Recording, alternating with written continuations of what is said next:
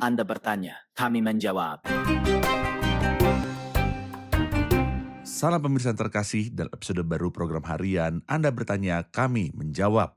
Dalam program Anda Bertanya, Kami Menjawab ini, kami menerima semua pertanyaan yang berhubungan dengan iman Kristen, Alkitab, dan juga kehidupan Kristen. Dan dengan mengandalkan kasih karunia Tuhan, kami berusaha untuk memberikan jawaban yang alkitabiah dan logis.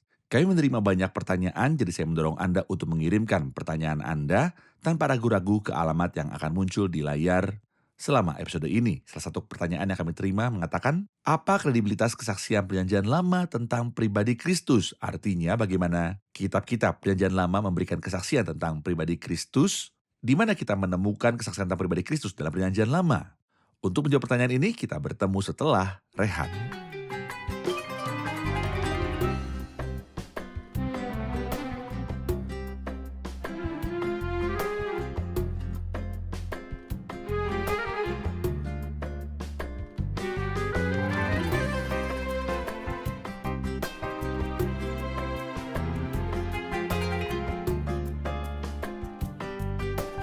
Kristus adalah kunci untuk memahami kitab-kitab dalam Alkitab, dan untuk memahami Perjanjian Lama, Anda perlu memiliki Kristus bersama dengan Anda sebagai kunci Perjanjian Lama.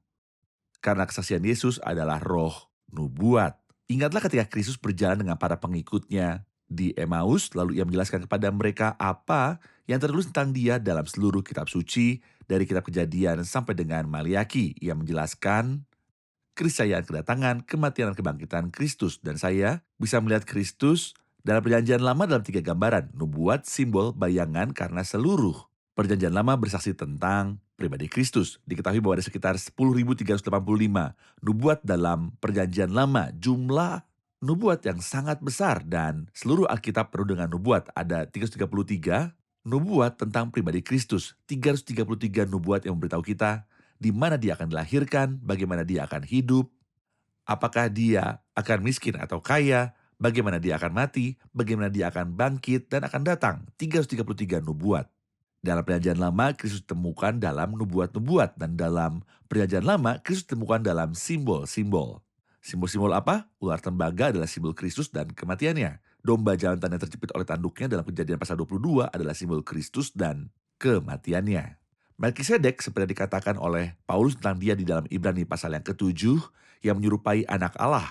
Tetapi ada juga bayangan-bayangan. Kata bayangan berarti bahwa kita bisa menemukan hal-hal atau orang-orang yang memiliki kesamaan dengan Kristus. Seperti apa? Seperti persembahan-persembahan dalam Perjanjian Lama. Seperti Yusuf dalam penderitaan dan kemuliaannya. Sebuah bayangan yang indah dari Kristus dalam segala penderitaannya dan segala kemuliaannya. Maka Kristus ditemukan dalam Perjanjian Lama dalam bentuk nubuat, dalam bentuk simbol, dalam bentuk bayangan. Mari kita lihat apa yang dikatakan oleh nubuat-nubuat dalam Perjanjian Lama tentang pribadi Kristus untuk melihat kredibilitas kesaksian dari kitab-kitab Perjanjian Lama tentang kesaksian mereka tentang Kristus. Di antara nubuat-nubuat yang disebutkan tentang pribadi Kristus dalam Perjanjian Lama, Yesaya 7 ayat 14, ketika ia berkata, sebab itu Tuhan sendirilah yang akan memberikan kepadamu suatu pertanda, sesungguhnya seorang perempuan muda mengandung dan akan melahirkan seorang anak laki-laki, dan ia akan menamakan dia Immanuel.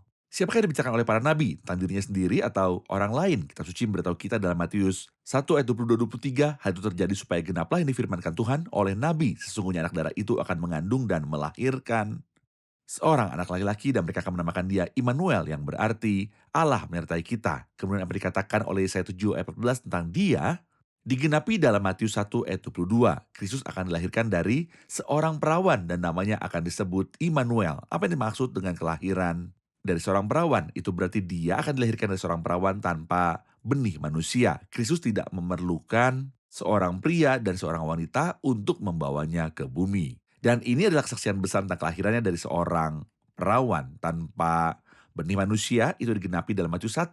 Tetapi Matius 1 menambahkan sesuatu. Dia memberitahu kita Immanuel itu namanya berarti Allah beserta kita. Apa yang dimaksud dengan Allah beserta kita? Tentu saja kita selalu mengatakan Immanuel, Allah beserta kita dalam keadaan sulit kita. Tetapi makna dari kata Allah beserta kita adalah bahwa dia diam tengah-tengah kita. Allah yang diam di dalam kekalahan dan di surga akhirnya datang dan diam di antara kita. Tetapi juga Mika 5 ayat 2 tidak hanya memberitahu kita apa yang saya katakan tentang dia, bahwa dia akan dilahirkan dari seorang perawan, tapi dia juga memberitahu kita tepatnya di mana dia akan dilahirkan. Dia berkata, tetapi engkau Hai Bethlehem Efrata, daripadamu akan bangkit bagiku seorang yang akan memerintah Israel, yang permulaannya sudah sejak purbakala, sejak dahulu kala.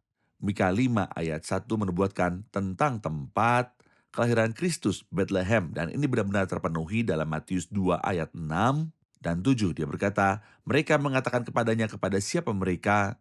Berkata, ahli-ahli Taurat, imam-imam kepala, dan mereka yang mengetahui hukum Taurat memberitahu Herodes tentang tempat kelahiran Kristus. Mereka berkata, di Bethlehem di Yudea, karena demikianlah ada tertulis dalam kitab Nabi, dan engkau, Bethlehem, tanah Yehuda, engkau sekali-kali bukanlah terkecil di antara mereka yang memerintah Yehuda, karena daripadamu lah akan bangkit seorang pemimpin yang akan menggembalakan umatku Israel. Sebenarnya, surga mendominasi peristiwa kelahiran Kristus karena sejarah dan geografi tunduk pada agenda surga. Kapan Kristus akan lahir, surga yang menentukannya.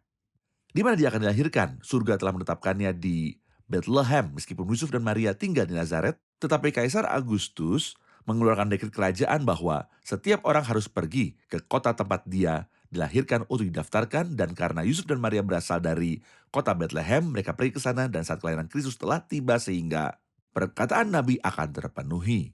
Tidak hanya itu, dalam Hosea 11 ayat 1 kita membaca, ketika Israel masih muda, kukasihi dia, dan dari Mesir kupanggil anakku itu. Kemudian ketika Tuhan berbicara, ketika Yahweh berbicara, ia berbicara tentang orang-orang Israel yang keluar dari tanah Mesir. Tetapi secara nubuatan, ia bicara tentang pribadi Kristus, di mana kita melihat bahwa Kristus pergi ke Mesir dan juga datang dari sana. Matius 2 ayat 14 dan 15, ketika malaikat berkata kepada Yusuf, diambillah anaknya itu serta ibunya malam itu juga, lalu menyingkir ke Mesir dan tinggal di sana hingga Herodes mati.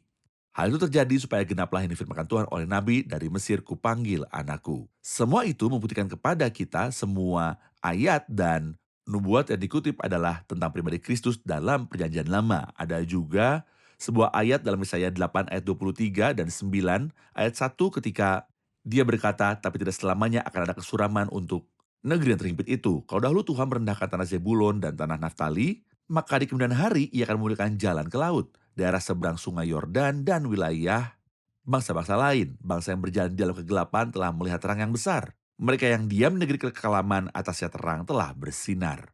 Dan ayat ini mengatakan bahwa pelayanan Kristus akan dimulai di Galilea, karena terang Kristus yang datang untuk melayani akan bersinar di Galilea yang masih hidup dalam kegelapan. Dan inilah yang terjadi di Matius 4 ayat 14. Supaya genaplah firman yang disampaikan oleh Nabi Yesaya, tanah Zebulon dan tanah Naftali, jalan ke laut, daerah seberang sungai Yordan, Galilea, wilayah bangsa-bangsa lain. Bangsa yang diam dalam kegelapan telah melihat terang yang besar. Dan bagi mereka yang diam di negeri yang dinaungi maut telah terbit terang. Saudara-saudara terkasih, ini adalah beberapa dari banyak ayat Perjanjian Lama yang berbicara tentang pribadi Kristus. Dan hal itu disaksikan tentang kebenarannya ketika ayat-ayat itu digenapi dalam pribadi Kristus di Perjanjian Baru. Karena kesaksian Yesus adalah roh nubuat. Dan saya akan menemui Anda, pemirsa terkasih, di episode mendatang. Tuhan menyertai Anda. Anda bertanya, kami menjawab.